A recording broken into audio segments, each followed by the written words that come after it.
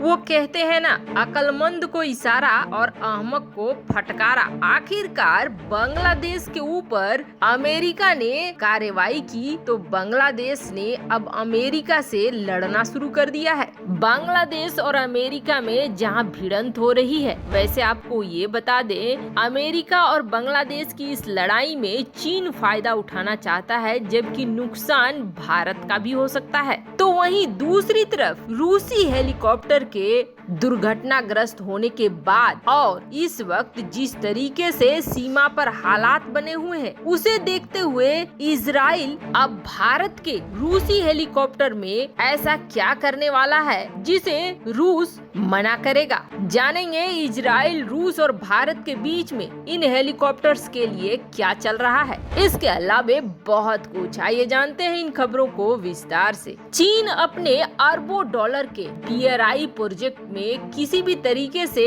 बांग्लादेश को शामिल करने के लिए एड़ी चोटी का जोर लगा रहा है और इस BRI की मदद से बंगाल की खाड़ी में चीन अपनी पहुंच बनाना चाहता है। इस क्षेत्र में भारत के अंडमान निकोबार और विशाखापत्तनम सहित कई नेवल बेस और रणनीतिक ठिकाने हैं। चीन का मुख्य उद्देश्य है बांग्लादेश को अपने पाले में कर भारत को घेरे। वह हिंद महासागर में श्रीलंका और मालदीव को तो पहले ही अपनी कर्ज के जाल में फंसा चुका है। नेपाल भी कुछ हद तक उसके पाले में ही चला गया था और अब भले नए प्रधानमंत्री थोड़ा उससे दूर जाने की कोशिश कर रहे हैं। और बात करें पाकिस्तान की, तो पाकिस्तान तो उसका सदाबहार दोस्त है। वैसे आपको बता दें, चीन ने बांग्लादेश में 26 अरब डॉलर का निवेश किया है, जबकि 38 अरब डॉलर का और निवेश करना चाहता है। और बांग्लादेश चीन से लगभग 15 बिलियन डॉलर की चीजें खरीदता है। और इतना ही नहीं, चीन ने बांग्लादेश को लुभाने के लिए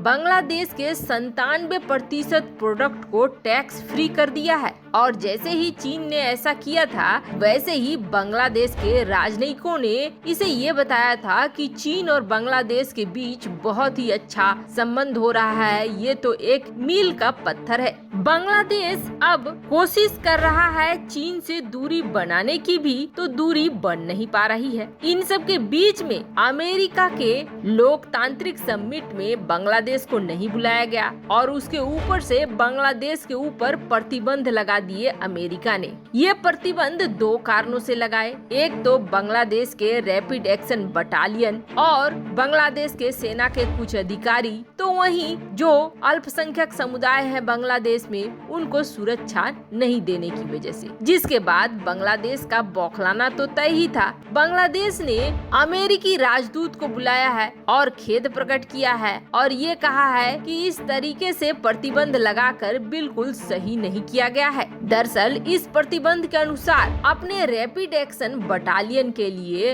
अमेरिका से कोई हथियार नहीं खरीद सकता है बांग्लादेश। इसके अलावे जो बांग्लादेश के अधिकारी हैं, उन पर जिन पर बैन लगा है, वो अमेरिका की यात्रा भी नहीं कर सकते हैं और न ही अमेरिकी बैंकों से लेन देन कर सकते हैं। अब बांग्लादेश ने ये कहा है कि अमेरिका की सरकार ने हमसे कोई बातचीत नहीं की और सीधे ये बैन थोप दिया है। ये बहुत ही गलत किया है, ऐसा नहीं करना चाहिए। वैसे आपको बता दे, बांग्लादेश पहुँचे थे अमेरिकी अधिकारियों का हाई लेवल डेलीगेशन और उन्होंने बैठक भी की थी। अमेरिका ने और बांग्लादेश ने एक ओपन स्काई संधि भी साइन किया था, ताकि एक दूसरे के क्षेत्र में बिना रोक टोक यात्री विमानों के आवागमन की सुविधा मिले। अमेरिका ने ये भी कहा था कि बांग्लादेश में वो बड़ा निवेश करेगा, पर इन सब हालातों को देखकर ऐसा लग रहा है जैसे कि अमेरिका जो चीज चाहता है बांग्लादेश वो नहीं दे रहा है, जिसकी वजह से अब अमेरिका बांग्लादेश के ऊपर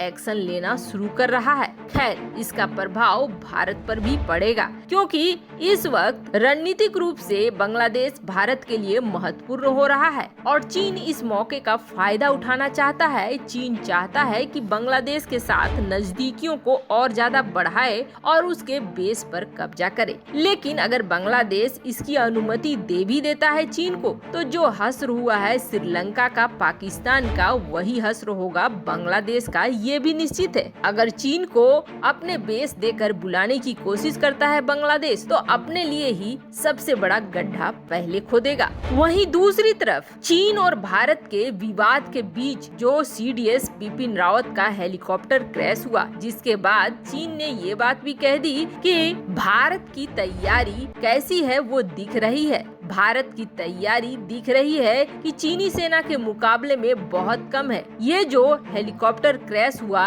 इससे कई चीजें निकल कर सामने आ रही है कि भारत दरअसल इस वक्त मजबूत स्थिति में नहीं है लड़ने के लिए। वैसे आपको बता दें, जो चीन की युद्ध की एक किताब है आर्ट ऑफ वार, इस आर्ट ऑफ वार में यही कहा गया है कि सामने वाले से बिना लड़े ही अगर युद्ध जीत जाओ तो वो युद्ध सबसे सही होता है। चीन इसी सिद्धांत पर चलता है। चीन इसलिए भारतीय सैनिकों का मनोबल तोड़ने के लिए इस स्थिति का इस्तेमाल कर रहा था। पर सच्चाई ये है कि भारत लगातार अपने मिसाइल और अपने हथियारों को मजबूत करता जा रहा है और चीनी कमांडर जो लद्दाख की सीमा पर ठंड को बर्दाश्त नहीं कर पा रहे हैं और एक के बाद एक ऊपर जाने का रास्ता पकड़ रहे हैं, उन्हें पहले वो देखना चाहिए। पर ये बात भी सही है कि पिछले 70 सालों से हम रूसी विमानों को और रूसी हथियारों का ही इस्तेमाल कर रहे हैं। ऐसे में कई बार ये देखने को मिला है कि ये रूसी विमान या रूसी हथियार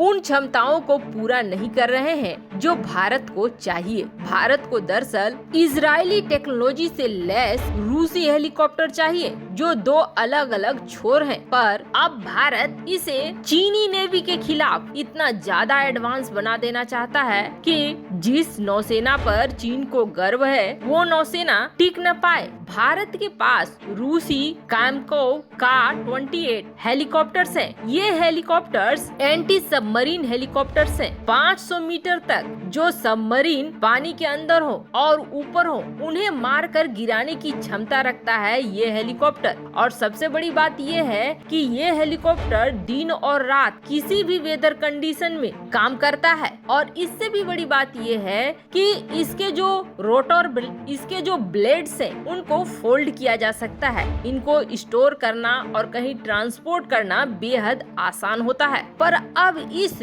10 रशियन कामकोव 28 सबमरीन हंटिंग हेलीकॉप्टर में भारत चाहता है इजरायली टेक्नोलॉजी का पूरा पैकेज लगाना। और इस पैकेज में क्या है तो आपको बता दें, advance mission system, sensor, avionics जैसे कि radar, electronic warfare support measures, electro optic payloads, data link, communication intelligence, sonar, sonics, mission और मैनेजमेंट मॉनिटरिंग सिस्टम, यानी कि पूरा का पूरा वो पैकेज जो इजरायली हेलीकॉप्टर को बहुत ही ज्यादा खतरनाक बनाता है। भारत अब वो सारा पैकेज इसमें डालना चाहता है। अब भारत ने ये प्रस्ताव रख दिया है रूस के सामने और रूस ने ये कहा है कि ठीक है, हम अपने टेक्नीशियन देंगे आपको जो बतलाएंगे कि क्या मॉडिफिकेशन इस हेलीकॉप्टर में चाहिए होगा इजरायली हथियारों को लगाने के लिए, और क्या इजरायली हथियार लग भी पाएंगे या नहीं लग पाएंगे। एक बार ये सारी चीजें क्लियर हो गई तो आप इसे लगाकर इंडियन नेवी में वापस लगा सकते हो।